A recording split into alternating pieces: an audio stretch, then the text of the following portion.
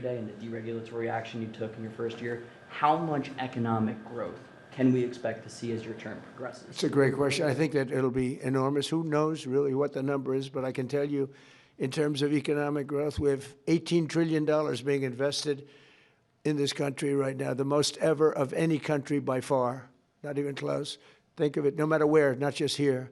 $18 trillion is coming in, and that money is being spent right now as we speak in new plants and equipments. And you may have heard Lee mention, I mentioned also, that over $100 billion is going to be spent in this very short period of time just by foreign auto companies on building auto plants in the United States. The greatest thing that ever happened to the United Auto Workers. You know, the head man was not been nice to me, but now I understand he's saying this is the greatest auto president in history.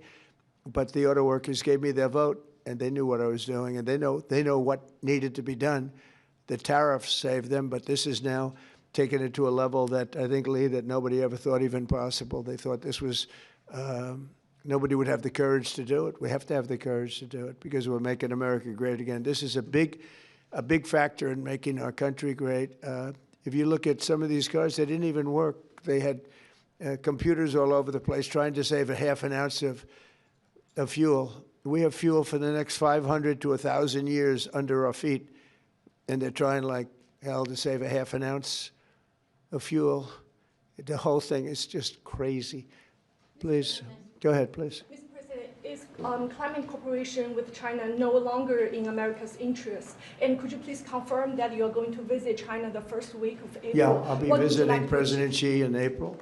Look forward to it. He's coming here later in the year, and I look very much forward to it. No, our relationship with China is very good right now, and this is, you know, not relevant too much having to do with China, what we're announcing today. But no, my relationship with President Xi is very good. Yes? Mr. President, following your meeting with Prime Minister Netanyahu yesterday, has your thinking changed at all as it relates to these negotiations with Iran or the timeline with Iran? We have to make a deal, otherwise it's going to be very traumatic.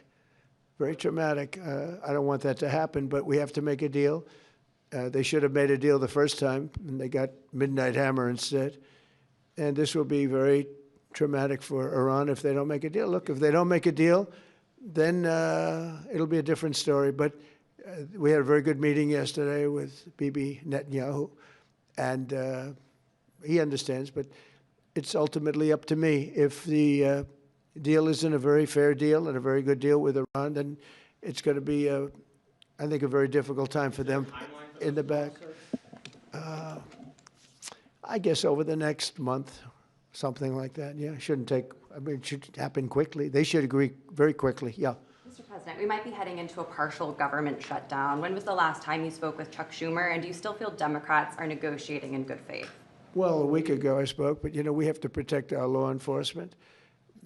Actually, the Supreme Court gave a ruling, or one of the courts gave a very big ruling on masks, that you have the right to use them, you know, for personal protection if you want. So I don't know how that interjects. You know, they want our law enforcement to be totally vulnerable and put them in a lot of danger. They have some things that are really very hard to approve, frankly. As you know, it's only pretend. We had various of the other bills, that's all done, but we're left with this one. We have to protect our law enforcement, very important. Please. Why does Prime Minister Netanyahu want you to stop negotiating with Iran? He is, you're saying stop entertaining, stop talking to them? Didn't say that, we didn't discuss that. I'll talk to them as long as I like, and we'll see if we can get a deal with them, and if we can't, we'll have to go to phase two. Phase two will be very tough for them. I'm not looking for that.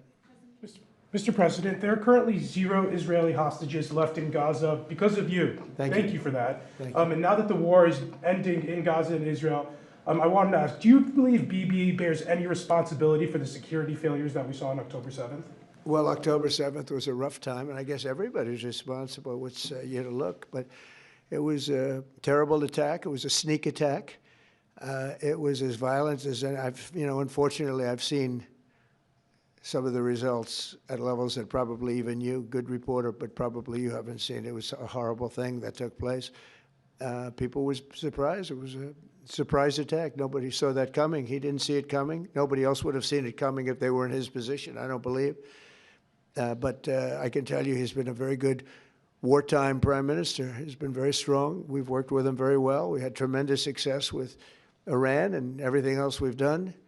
And he really has been. He's been, extraordinary as far as a wartime prime minister. Not easy. And, you have a president that refuses to give him a pardon.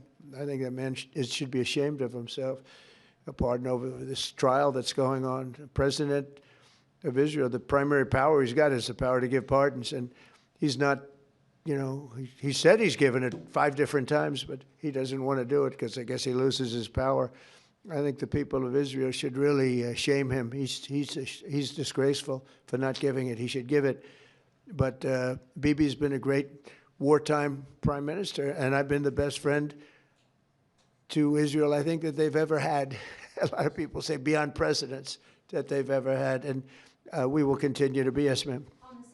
Mr. President, voter ID polls very well nationally. Even the majority of Democrat voters